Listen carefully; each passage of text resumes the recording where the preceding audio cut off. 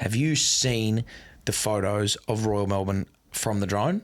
Yes. It's just popped up on the deep. Look deep. If you're driving, obviously pull over and subscribe to us on YouTube and follow us and all the rest of it.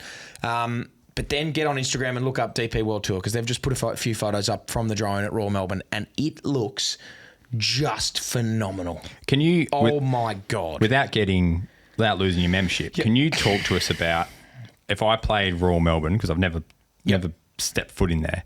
If I teed off the first and I had 100 metres in to the flag, the front of the green's like 20 metres short, am I hitting it 80 and allowing for a big bounce? Like, how do you play Royal Melbourne? We actually, I'm going to talk about it. And if we get pulled up, we'll get pulled up. I've played it I've played the composite course the week after the President's Cup. So it was basically running as close to that as the members get a look at it. And I've also just played it on a regular day. If it's a regular day, you can fly it to sort of 20 short and bounce it and run it up. On a regular day? Yeah. Because the greens, like Mount Lawley's a pretty good sort of idea as to how close, but like the greens at Royal Melbourne and the fairways just blend into one. And like the grass just goes from a bit longer to like perfect. Yeah. You'd go to some country courses here and the greens there would be the fairways at Royal. It's like they're so perfectly manicured and it's so baked and hot and the grass is just bounce and you just run up. On a competition day, and if you're not spinning the ball, which they are, I would land the ball like probably 40 metres short and get it to bounce and run. Like with a wedge? With a wedge, maybe a bit closer, but like if I'm 100 out, I would hit a 60-degree wedge, try and land at 80 and run it up. Like there's just no way because you just can't spin the ball. And there are some greens that you just like unless you're a good golfer that can spin it, it is just impossible.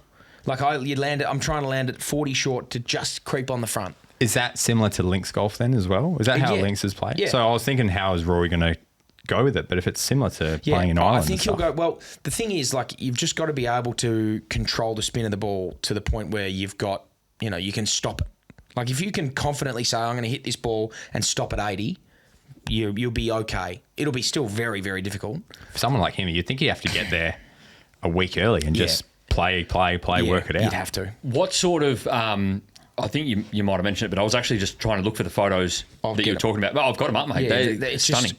It just looks unbelievable. Quick little point. I want to get back to the question about the fairways. So these photos here Sorry, I'm from going to show you this shot while I've got it. DP, they've collaborated with Gary Lisbon. Do you know who Gary Lisbon is? No. Gary Lisbon is at least Australia's best and possibly best in the world golf course photographer. Okay. Mate, he is incredible. Basically, any photo you've ever seen of any golf course anywhere in the world that looks good. That really good one at the cut. Oh, the really good one at the cut. That's probably the best golf photo I've ever seen, actually. Well, better than Gary. No, I'm not going to say that. No, you can't. He is a magician with a camera, and I met him. It looks incredible. Anyway, keep going. I met him at Royal Queensland. Yeah. Went up, shook his hand. He actually took a selfie with me, which is cool as. Tagged it on his Instagram. Yeah. That's Gary Lisbon. Absolute. He's like, I look up to him, man. He's an idol of mine. So he's the one that's taken that photo. Is that the one you're talking about? Yeah.